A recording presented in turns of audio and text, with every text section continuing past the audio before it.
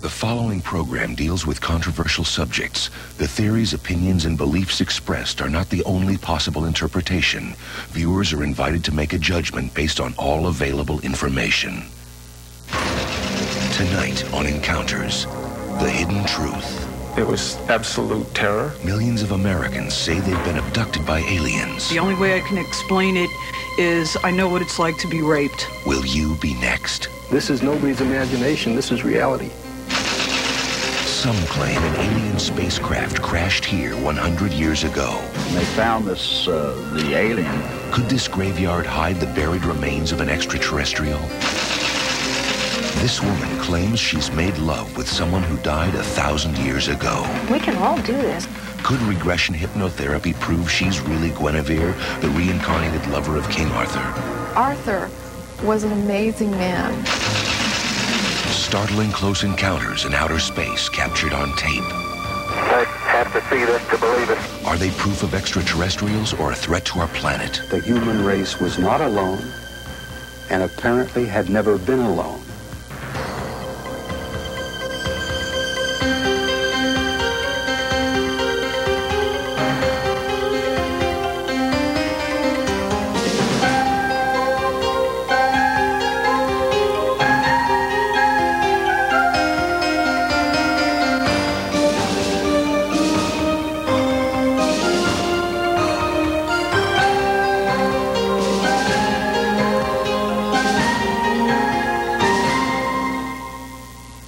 Welcome to Encounters, the hidden truth. You know, skeptics have an easy argument against the existence of UFOs.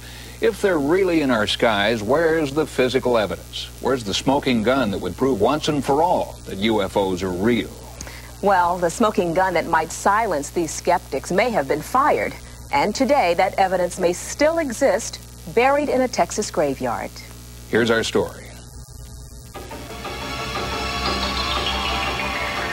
A mysterious body, a strange metal. They could not have manufactured this material in 1897 to anywhere near this purity. A bizarre ailment. And he blamed contamination of the crash. Something got into the water. These are pieces of a 100-year-old puzzle, a puzzle that may come together in this Texas graveyard.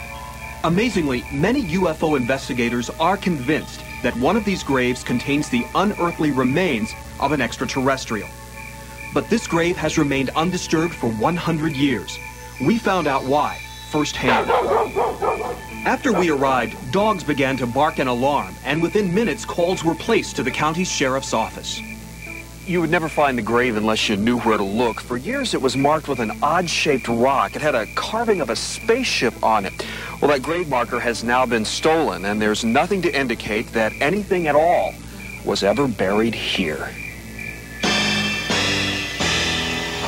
After they arrived on the scene, local sheriffs escorted us off the site. It seems they're old hands at this job, but they know that there may be some truth behind the local folklore.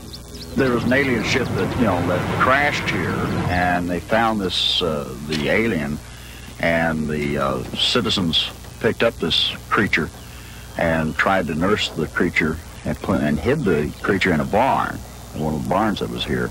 And when the alien died, well, they, buried the creature in this cemetery. Back in the 20s, some people heard the story and came out and was trying to dig up the cemetery, and they had, the local folks got their shotguns out and ferreted off the intruders. That message is still clear today. No trespassing. But those restrictions haven't discouraged researchers from the Mutual UFO Network from piecing together the story. It began with a series of strange encounters in 1896 and 1897. Well, the month of April 1897, people were reporting what we call mysterious airships, for the lack of a better name, all over the Midwest. From Michigan. Would we call them UFOs now? We would call them UFOs now, yes. But this particular encounter was different from the others. One of these airships allegedly crashed into a large wooden windlass or windmill. That was the beginning. Charlie Stevens saw this object coming in at 4 a.m. in the morning, and it came up and hit the windlass and destroyed it.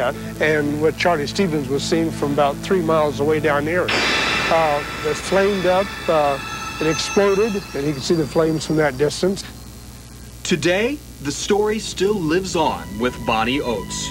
He got in 20 foot of this old well house out here, and he said, now right in here is where it happened. I said, well, that's where the well is. He said, there's a lot of twisted metal. In a more sophisticated place or time, this bizarre incident might have attracted more attention. But this was an isolated farming community, and the commotion quickly died. It would be the logical thing to do is to, well, let's clean up the mess, let's bury the thing and go on about our business. Not even realizing the value or the importance scientifically to the find that they had. What did they find? Based on eyewitness accounts, investigator Hayden Hughes managed to create these composites of the ship's dead pilot. Most of the smashed ship was carted off as souvenirs, and at least one metal chunk was buried with the pilot. But a few pieces were tossed down a well near the crash. That might account for the grotesque ailment suffered by Bonnie Oates' husband, Brawley, who later died. And what did he blame that on? Radiation that got into the well water where the crash occurred in 1897. Bonnie, what did your husband believe? Well, he thought there's something somewhere, he didn't know what. Although radiation levels around the crash site are normal, metal fragments may still remain. What do you got there, Bonnie? What is that? Oh, that's... Bonnie saved some of the metal. Metal that she is convinced caused her husband's illness. Aerospace engineer John Schuessler recovered a sample back in 1973. He found the metal melted and resolidified around the limestone at the crash site. It fits the contention that it came from an explosion where it was molten and was blown out and landed on limestone rock and contoured to the rock and resolidified, and that all fits with the story. Other metallurgists concluded that in 1897, this substance simply did not exist on Earth. First they said, oh, this looks like a slug of something. And after a week or so, I said, hey guys, where's my metal? And they said, well, it's kind of intriguing. We want to run a few more runs. The metal proved to be a kind of aluminum, and it was impossible to make aluminum this pure in 1897. It would still be difficult today. The real key to this mystery lies beneath this giant oak tree. Legend says that this is where the alien pilot is buried. Local police say that whatever is buried here is going to remain here, undisturbed. For years, UFO researchers have been trying to get permission to exhume this grave. They made a formal request in the 1970s. That request might have been granted, but then someone decided not to wait. Now, in 1973, someone came in and stole a little triangular tombstone off of the grave. And the following weekend, someone came in with a 3-inch pipe and drove right down into the grave, and where it had been showing that metal was buried there, according to metal detectors, it was now gone. And so the local people call that grave robbing. Well, you could say that. Something was taken from that grave. At that point, negotiations to exhume the body collapsed. Still today, the locals refuse to disturb their graveyard out of respect for the dead. This is a rural county. People have a way of life that they want to protect their own. And before, because people have destroyed the cemetery and moved markers and things like that, they're quite protective of the cemetery. To be so close to the evidence, to the physical proof that there are extraterrestrials that cannot be disputed, it is very frustrating. For 100 years, the mystery has remained undisturbed. UFO researchers are furious, but they know better than to take the law into their own hands. But underneath the oak tree, the hidden truth may be waiting.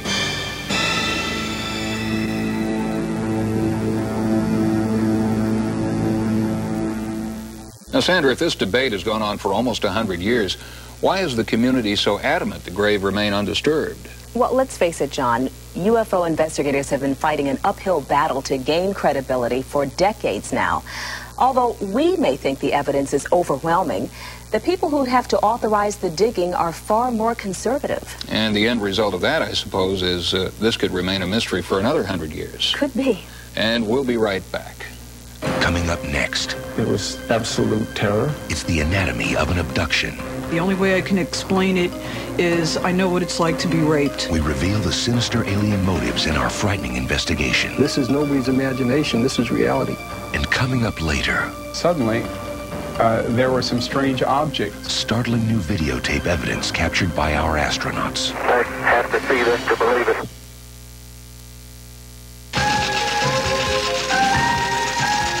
According to a recent study, 8.5 million Americans believe they have been abducted by UFOs. But how can they be so sure? We've prepared a story based on the testimony of the most reliable of these abductees, and it details the entire chilling process, a process that still has no explanation.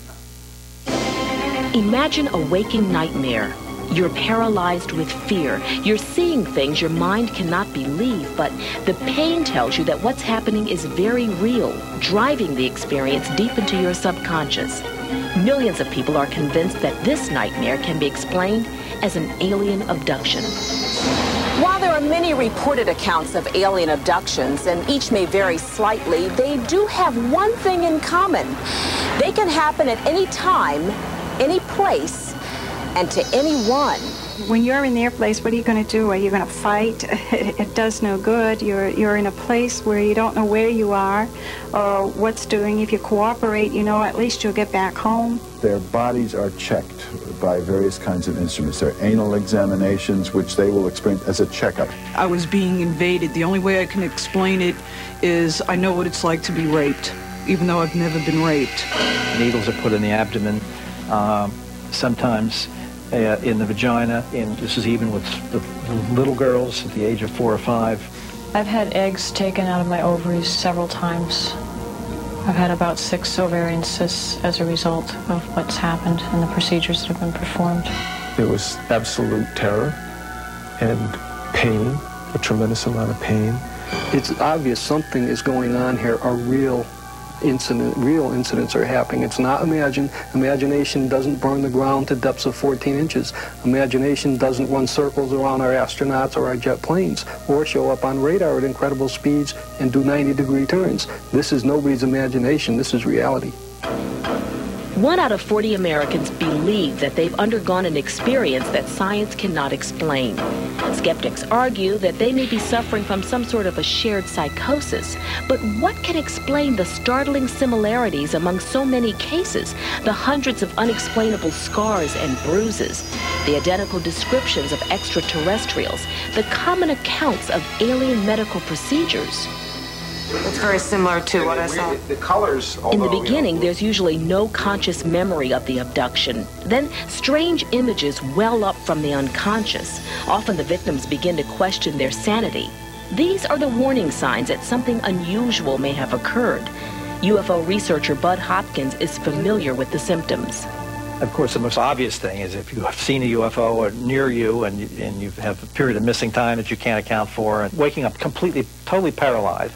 Another one, of course, is a dread of a particular place which has no apparent cause. Then, of course, turning up after some kind of odd experience with a deep cut or a scoop mark on the body that wasn't there before.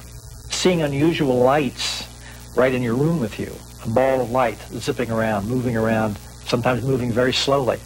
And perhaps most disturbing of all, pain or discomfort in or around the sexual organs. And I would suggest that if anybody has had this collection, a particular collection of symptoms, it might be well worth looking into the possibility that they may have had these experiences.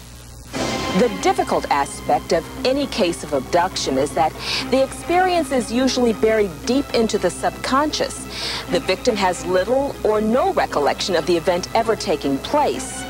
It's not until later, sometimes years later, that something will trigger the event into conscious memory. It just sort of sleeps into your mind slowly. Little pieces start falling together. You say, maybe this is happening. But you start putting it together with other events of your life and with other things that you know. And it starts making more sense. And then you have to decide whether or not it's something you want to look into. Most people that come to me fear that they're going crazy, and they really hope that I will find something of a psychological nature because they know that can be cured or helped. Most do not want an alien experience. In fact, I can't think of anybody that wanted to have this experience. The tool most often used to bring the suppressed memories to the surface is hypnotic regression therapy.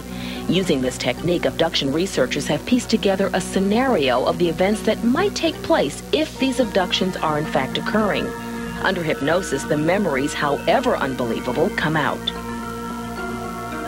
I would wake up in the middle of the night, and one instance was I could see lights outside the yard. I could see lights up in the sky.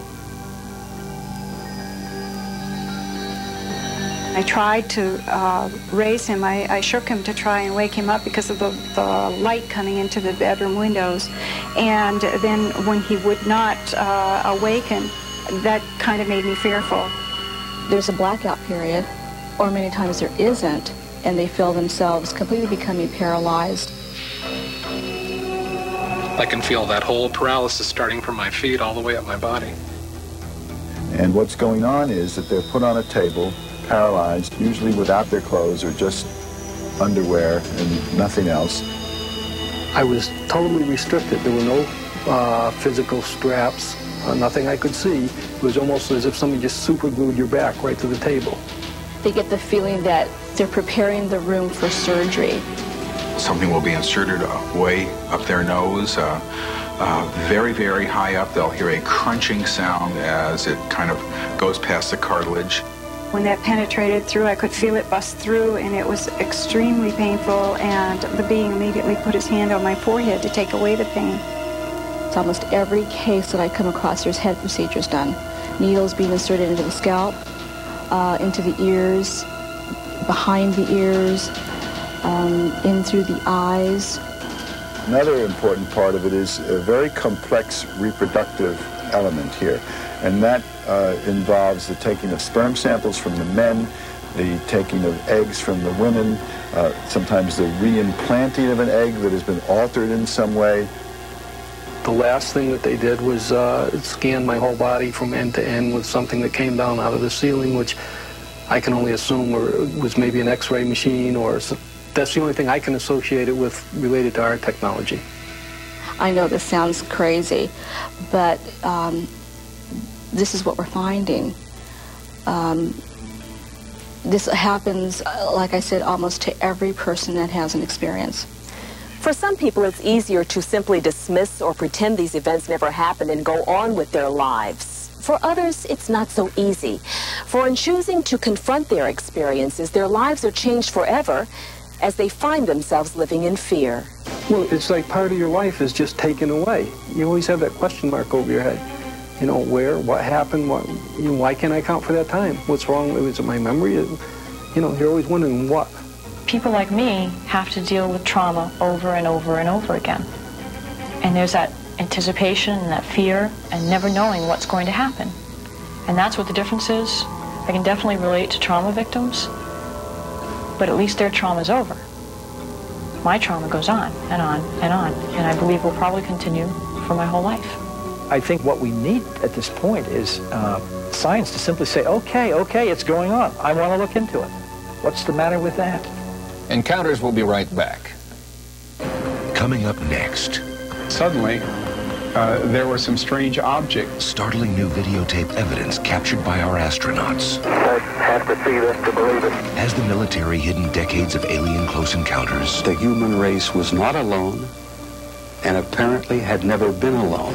And later, a woman who claims to be the reincarnated wife of King Arthur. Arthur was an amazing man. Most people who believe in UFOs assume they're alien spacecraft. And if they're right, then it would seem logical that these craft would have been spotted in their native environment. But at over 30 years of manned spaceflight, no official evidence of UFOs has ever been released. But as we've learned, evidence doesn't have to be officially sanctioned in order to have validity. And in the case of UFO encounters by astronauts, yes, astronauts, there may be an ominous reason for this silence. September 15th, 1991. With a live television audience watching, the crew of Space Shuttle mission STS-48 may have witnessed an incredible event, a UFO hovering in space. The shuttle incident has been studied in detail. by physics professor Jack Kasher. Discovery was the shuttle that was up at the time. The camera was on the horizon, and then suddenly there were some strange objects, glowing lights that seemed kind of strange, just kind of floating out there. And then there was a flash at the lower left part of the screen, and apparently in response to that, several of the objects changed their direction. One of them in particular came over and sharply shot back up and to the right. You see that on the TV screen. NASA's Dr. Paul Lohman sees no mystery in the object's origin. My guess would be that what we're seeing here are bits of ice, probably from the fuel lines on the external tank, possibly from plumbing on the main engine and so forth, but basically water ice that were carried up from the Earth, have flaked off and are floating around. And what did the astronauts say about this mysterious event? Nothing, for good reason. Many of our government agencies, including NASA and the Defense Department, have an unwritten rule: keep quiet about UFOs. During Maurice Chatelain's years at NASA, he claims to have uncovered evidence that NASA has deliberately suppressed photos of UFOs and radio transmissions from startled astronauts.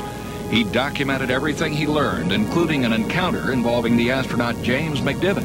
McDivitt saw and photographed from Gemini 4 a silvery cylinder which was rapidly approaching on a collision course and missed the capsule by only a few meters. The object had an ovoidal shape and a bright lighted field. If McDivitt had indeed seen a UFO, he kept silent. But another astronaut refused to keep quiet. Gordon Cooper wrote a letter urging that the UN investigate the UFO phenomenon. A letter that read in part, I should point out that I am not an experienced UFO professional researcher. I have not yet had the privilege of flying a UFO nor meeting the crew of one. I did have the occasion in 1951 to have 2 days of observation of many flights of them, of different sizes, flying in fighter formation, generally from east to west over Europe. They were at higher altitudes than we could reach with our jet fighters of that time.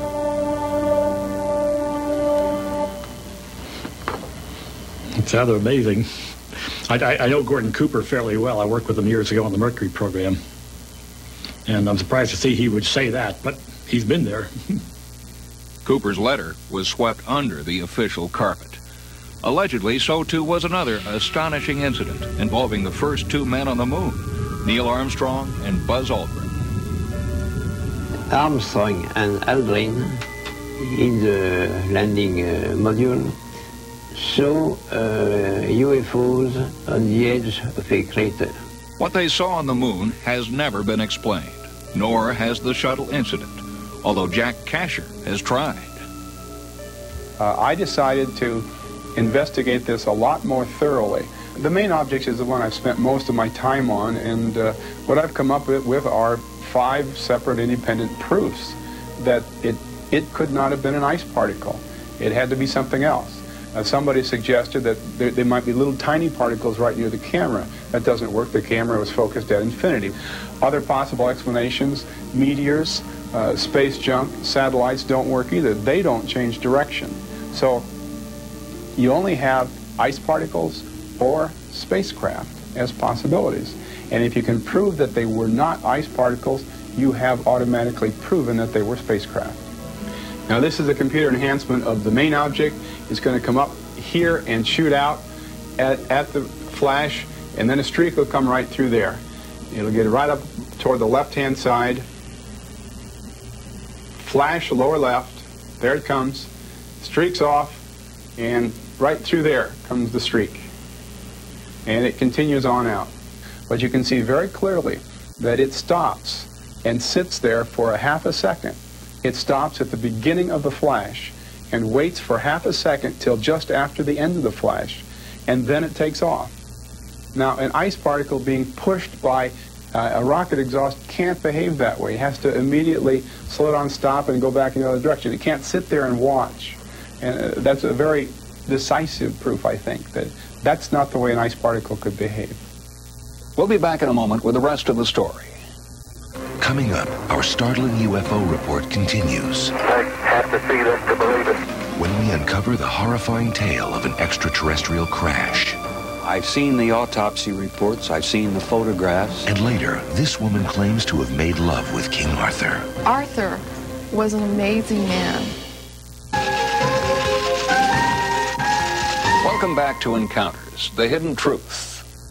The suppressed evidence may be more far-reaching. During his 27 years in the Army, Robert Dean was exposed to many secrets, but the most incredible was a document he saw in the war room of NATO.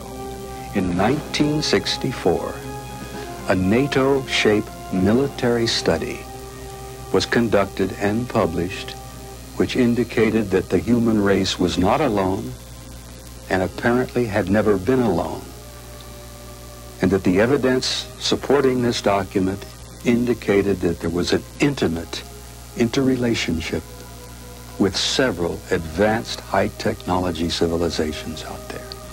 Once I realized what this damn thing had, I couldn't put it down. This top-secret document was filled with photographs and eyewitness reports of military encounters with UFOs, including the account of a UFO that crash-landed in Germany. Now, this big, circular, metallic object did not explode and did not come apart. It simply went into the soil, halfway buried itself, or at least 1/3 in the dirt, within sight of the Baltic, and British Army Engineer Battalion that responded to that got inside and found 12 small bodies. Now, I've seen the autopsy reports, I've seen the photographs, I've seen the autopsy photographs, and I have studied the comments made by the medical examiners as they autopsy these little bodies. And that is literally earth-shaking. Dean believes there is a reason why this document has been suppressed. To divulge classified, sensitive, secret information that we have been a part of or we have learned about during our career would be in violation of our national security oath. They can send us to prison for 10 years, they can fine us $10,000, and we'll forfeit all of our pay and allowances now and forever. But occasionally, the truth leaks out. Perhaps the most dramatic encounter took place during the 1993 Hubble repair mission. Concerned about funding, NASA turned the mission into a media event, a decision that may have backfired at about 11:30 p.m. on December 8th. Everything's going fine. The commentator is speaking, and we have a nice shot of the Earth. Here's the horizon here, and there's the sky underneath. And everything seems to be quite normal, and everything's going along fine. It'll be fashioned into some new covers. We're going to notice a little object move from right to left pretty soon, right about here. There it goes. Moves across there. The man stops talking. A second object moves up. The camera starts becoming fuzzy, fading out, and then really fades out. And bingo, we're back at mission control. This woman here comes up to her monitor as this has kind of surprised her. And now we have a shot of, I think it's the cargo bay, looking at a couple of the astronauts. Now this is the front, the control panel. These are the astronauts looking around. And here comes somebody in. And the statement, "You've got to see this to believe it, JT," is made. I have to see this to believe it, JT. So when you put all these together, segment by segment, it makes you scratch your head a little bit and wonder what might have been going on. Again, that's not a proof of anything, but it's a curious thing. If anybody wants to believe that there was a real extraterrestrial spaceship out there in orbit with the shuttle and with the Hubble telescope, then you have to believe that these people didn't recognize it, or if they did recognize it, that they were trying to cover up what would be the greatest scientific discovery of all time. Kasher believes NASA began taking steps to plug up such leaks in 1991. Up until and including this shuttle flight, NASA broadcast the picture live on NASA Select Television. After this flight, it is no longer broadcast live. The signal is scrambled when it comes down. There's a time delay, and then it's unscrambled and sent out. What does NASA know, and why are they keeping it from the public? Ex-employees like Maurice Chatelain are convinced that the real truth about space is still hidden from us. You know, it has been 25 years since the Apollo landing on the moon. And for 25 years, they keep lying. Well, Sandra, I thought the entire purpose of space exploration was simply to explore space. Documentation of extraterrestrial life certainly would fall into that category. And John, I agree with you, but we have to remember that most astronauts were recruited from the military, selected for their loyalty as well as their flying skills. So it's easy to see why they remain silent, and you really can't blame them. Well, hopefully with all the civilians and scientists in today's space program, things might just change soon. Encounters will be back in a moment. Coming up, this woman claims she's made love to a dead man. We can all do this. But could she really be Guinevere, the reincarnated lover of King Arthur? Arthur was an amazing man who had an obsession with Guinevere's stomach. He loved to kiss her belly. Past life regression has become a controversial way for people to explore their subconscious. Some say that these past lives are merely wishful thinking. Others, a direct link to a very real prior existence. Well, it's one thing to connect with a well-known historical figure, but it's even more remarkable to unite with a character who may only exist in myth. But in fact, Laurel Phelan may be exactly who she says she is, King Arthur's wife, Guinevere. We press